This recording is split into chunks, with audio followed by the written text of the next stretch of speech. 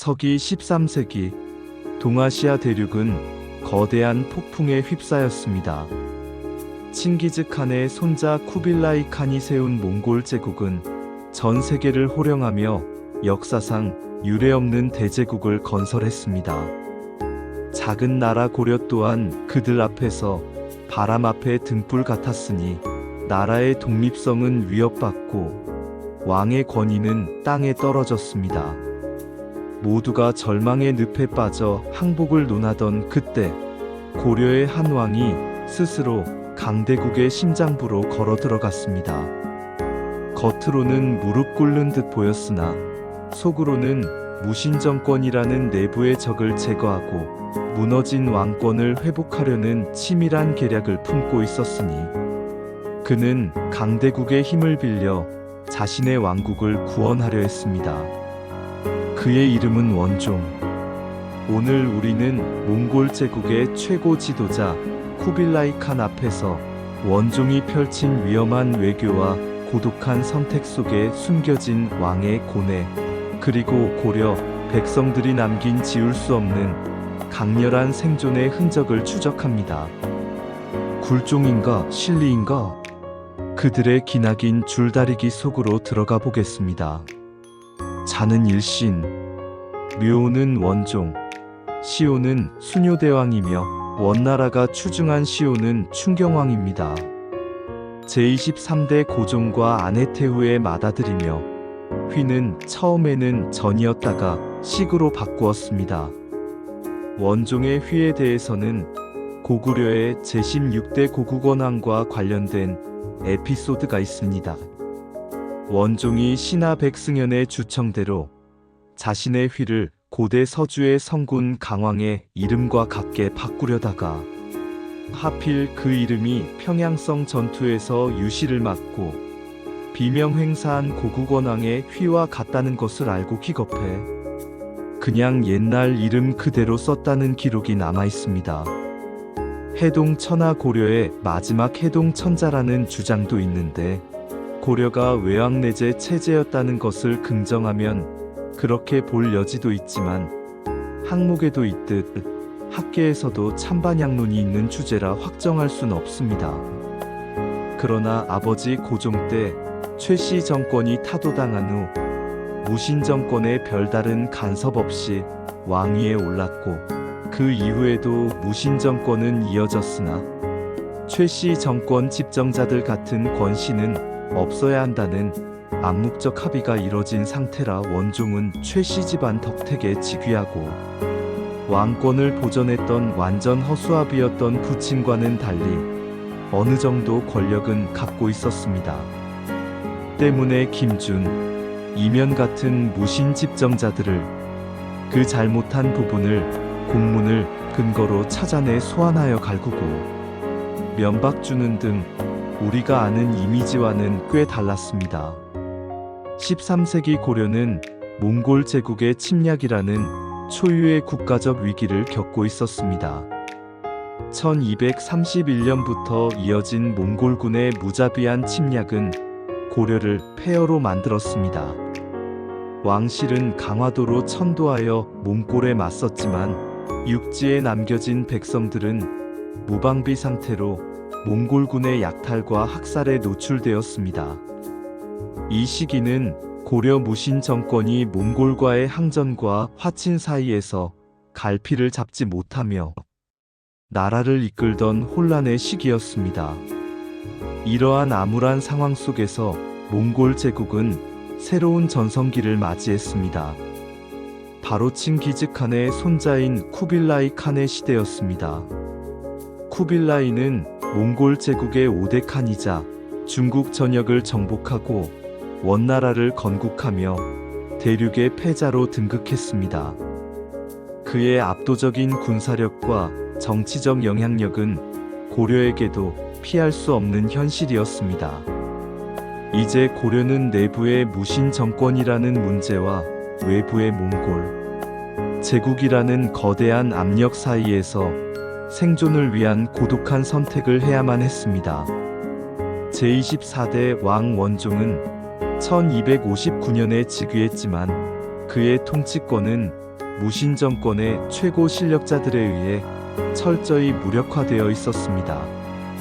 특히 당시 무신 정권은 이면이라는 강력한 인물에 의해 좌우되고 있었고, 왕은 그야말로 허수아비에 불과했습니다. 원종은 몽골이라는 거대한 외부 세력의 힘을 빌려 무신 정권을 타도하고 무너진 왕권을 회복하려는 치밀한 계획을 세웠습니다.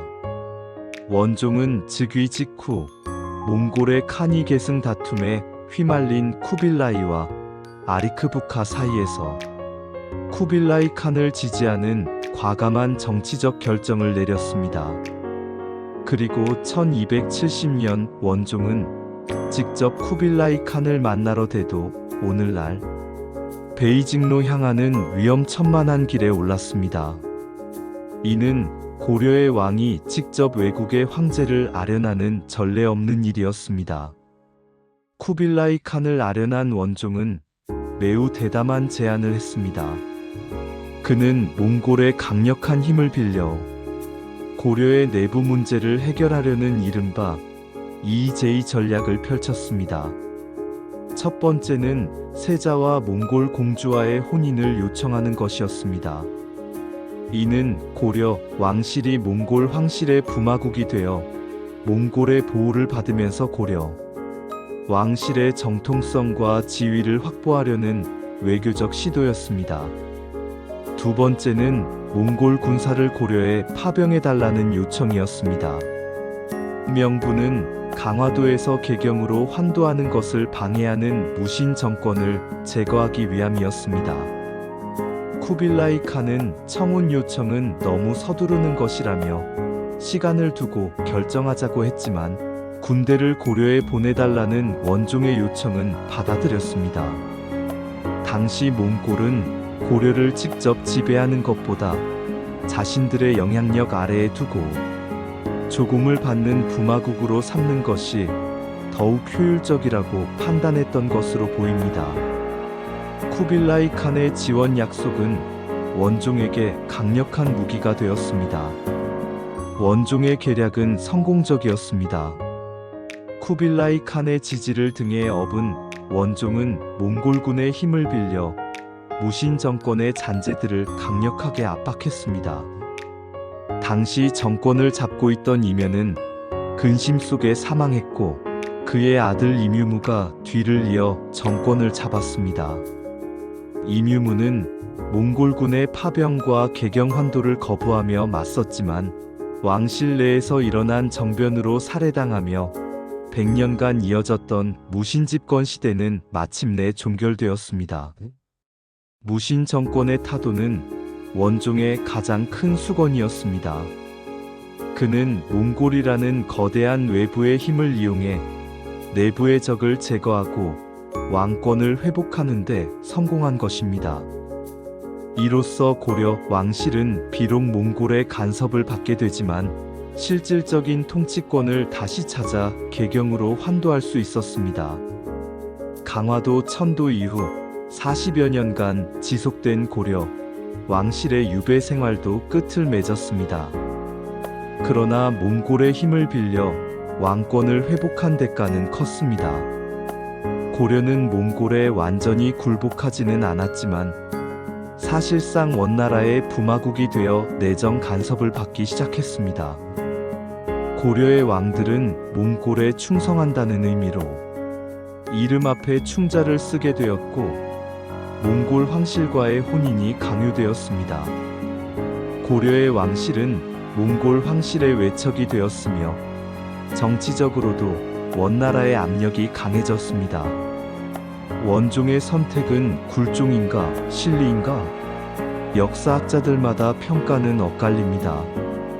몽골의 압도적인 힘 앞에서 고려의 명맥을 유지하고 왕권을 회복하기 위한 불가피한 선택이었다는 평가도 있고, 몽골의 내정 간섭을 초래하여 자주성을 잃게 된 계기였다는 비판도 있습니다. 하지만 분명한 것은 그의 결단이 고려의 역사에 거대한 전환점을 만들었다는 사실입니다.